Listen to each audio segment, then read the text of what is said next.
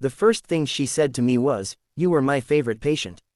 I froze halfway through signing the hospital form, my pen hovering above the paper like it had forgotten its purpose. The voice was gentle, warm, familiar in a way that made something deep inside my chest tighten.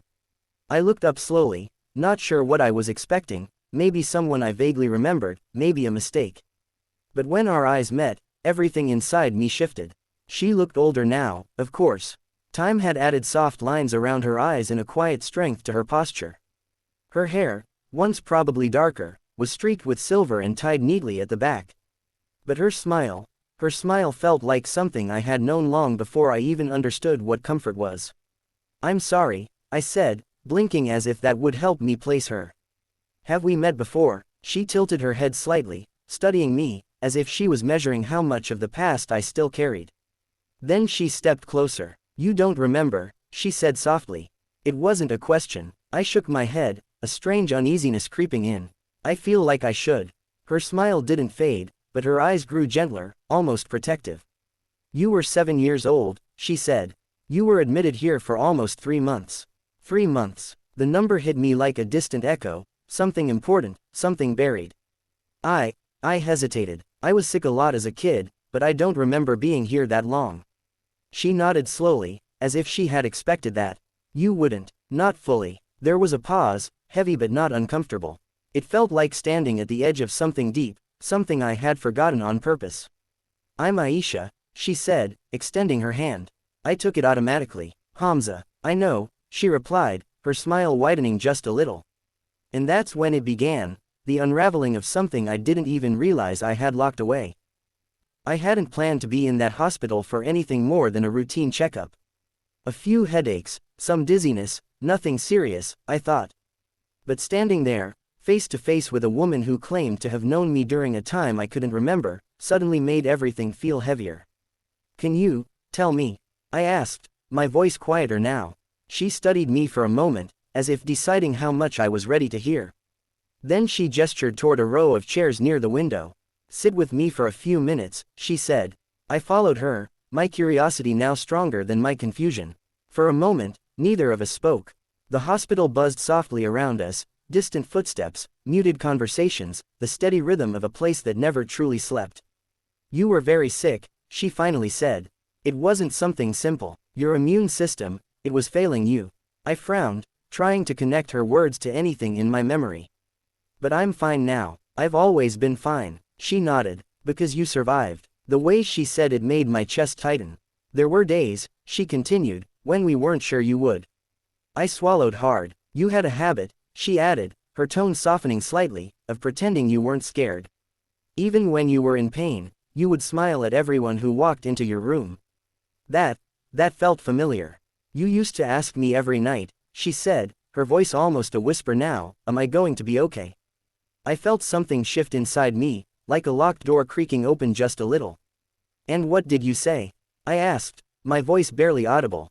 "I always told you yes." Her eyes met mine, even on the nights I wasn't sure. Silence settled between us again, but this time it was heavier, filled with something unspoken.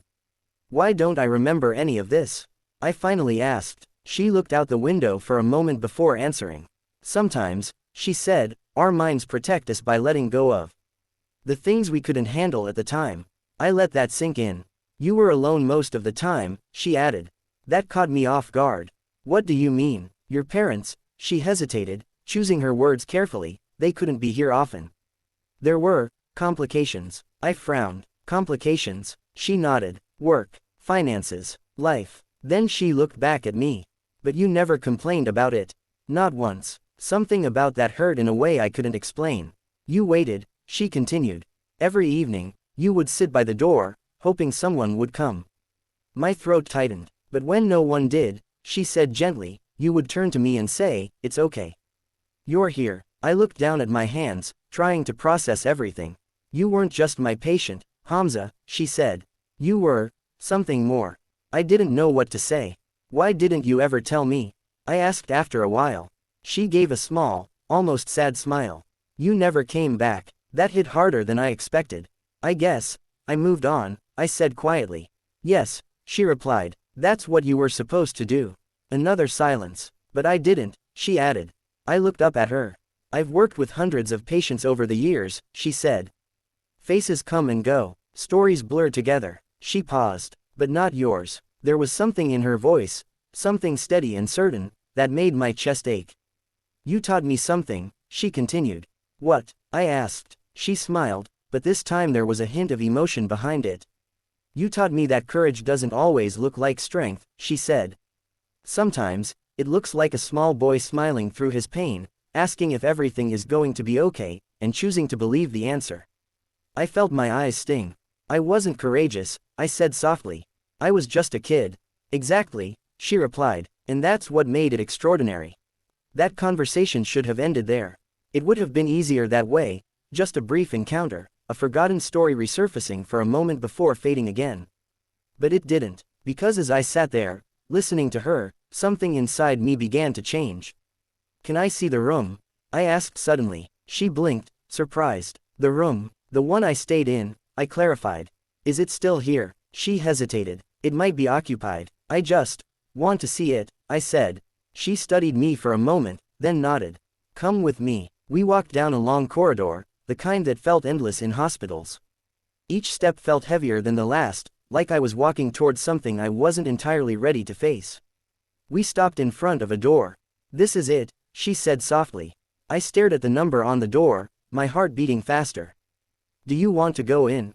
She asked. I nodded. She knocked gently before opening it. The room was occupied.